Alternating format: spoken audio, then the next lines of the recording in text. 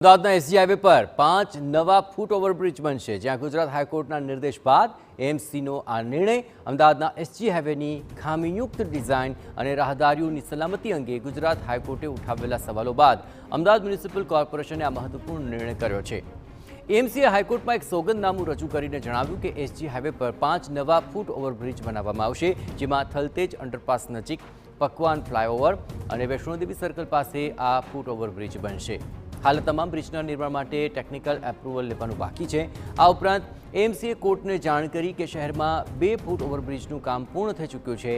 Camp Hanuman અને શાહીબાગ ખાતે બનાવવામાં આવેલા આ ફૂટ ઓવરબ્રિજના રિપોર્ટ પણ કોર્ટમાં રજૂ કરવામાં આવ્યા।